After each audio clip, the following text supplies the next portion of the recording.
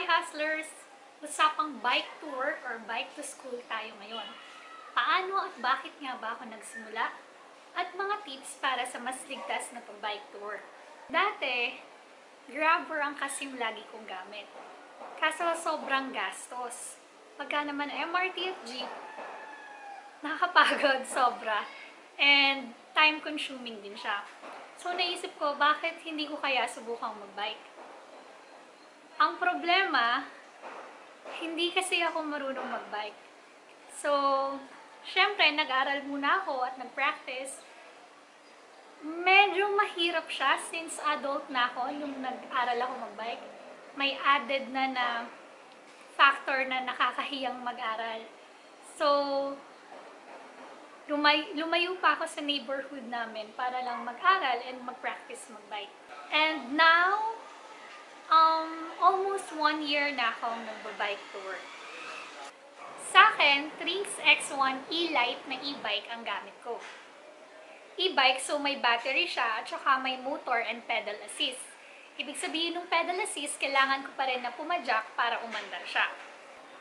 Okay sa akin tong bike na to kasi hindi ako ganun kapagod at kapawis kagaya nung dati. Pero at the same time, may exercise pa rin ako dahil nga pedal assist siya. And dahil bike lang din yung build niya, kapag syempre traffic, pwede ko pa rin buhatin. Napansin ko din sa e-bike, mga siguro 20 to 30% faster ako kaysa nung dati. Pero like 50% less effort. Sobrang dali. Nilagyan ko din ng blinker, saddlebag, tsaka stand yung bike ko. Blinker, syempre, para mas visible tayo sa daan. Saddlebag, lalagyan siya nung U-lock ko, nung kapote ko, kung ano-ano pang gamit ko sa office. Tapos, yung stand, wala kasing bike rack sa bahay namin, syempre, at saka sa office namin. So, naka-stand lang siya at naka-U-lock pag nasa office. Pero yung blinker, dinadala ko na pagdating ko sa office kasi medyo ilang ulit na akong nawawala ng blinker pag iniiwan ko lang sa bike. Kung mapapansin nyo, walang cellphone holder yung bike ko kasi natakot ako dun sa balita ng mga nanghahablot ng cellphone kapag may cellphone stand sa bike or sa motor. And also, para mas focus ako sa daan, hindi ako yung patingin-tingin sa phone. Next is attire. Pinakamahalaga is helmet. Malayo or malapit yung pupuntahan ko, lagi akong naka-helmet. May one time na naiwan ko siya, malapit pa lang naman ako sa bahay, pero bumalik ako. Siguro sobrang stress ko na iwan ko kasi hindi natin alam eh. Nagsa-cycling shorts ako madalas para hindi masakit.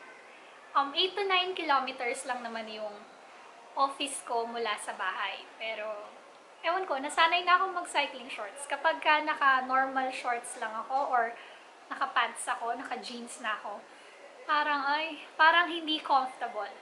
Tapos nagjo-jersey din ako kasi baka pawisan ako eh, pero sa hapon, di na ako nagjo-jersey. Yung suot ko na lang sa office. Okay, next is mga tips sa kalsada.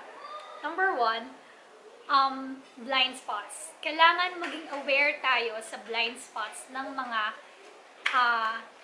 nakapaligid sa atin. Lalo na yung mga truck at saka yung mga large vehicles.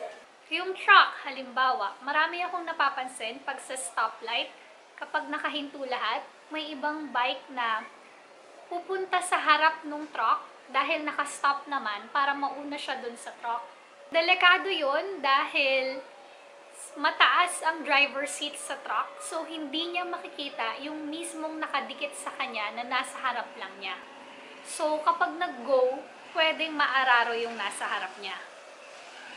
Huwag rin tayong mag-stay na nakatutok sa likod ng mga vehicles, lalo na yung large vehicles. Kasi pag umurong yan, mahihirapan ka mag-adjust and at the same time, baka hindi ka kita. And sa mga kurbada as well, iwasan nating mag-overtake or magmabilis dahil blind spots din yan. Number 2, visibility sa daan.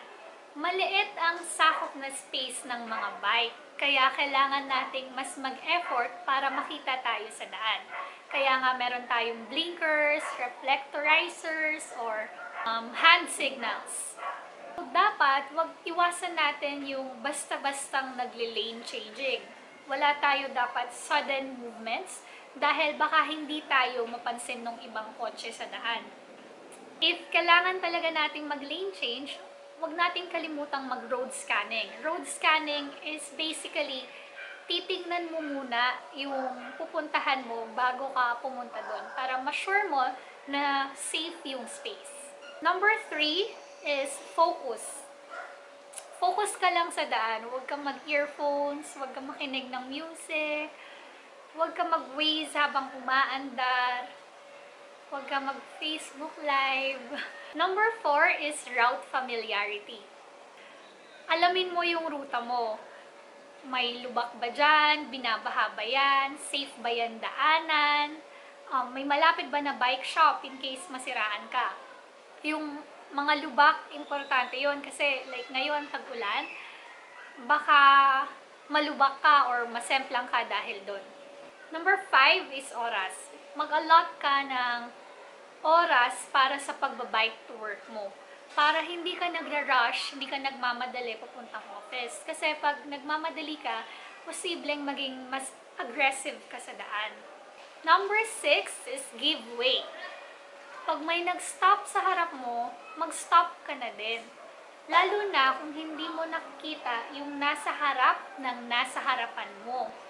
Dahil baka nag-stop siya dahil may tumatawid or may ibang sasakyan. If kailangan mo talaga mag-overtake dahil sa tingin mo mas ligtas mag-overtake kaysa biglang huminto, overtake cautiously.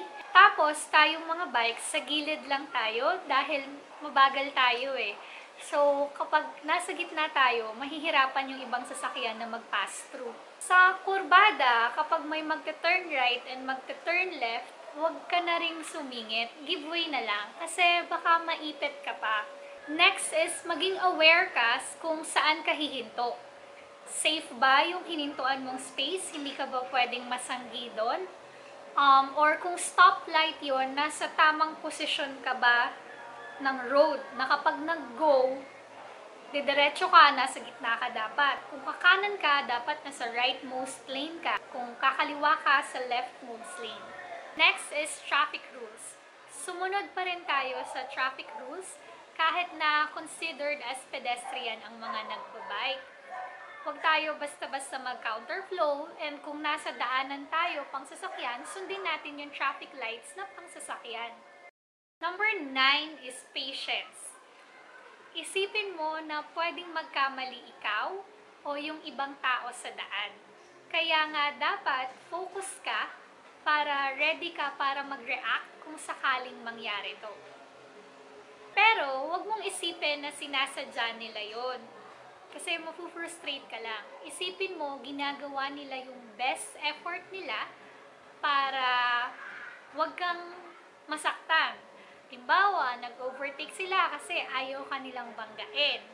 Mumusina sila ng pagkalakas-lakas para mawarningan ka na dadaan sila. Alam naman natin na may mga kupal talaga sa kalsada. Pero pag inisip mo kasi yon, maapektuhan lang yung mindset mo, baka masira pa yung araw mo, and baka lalo ka pang hindi makapag-focus sa daan. Number 10 is mag-enjoy ka lang sa pagbabike. Smile! Masaya. Masaya mag-bike. Sa akin, sobrang nakakatakot siya. Pero sobrang masaya din.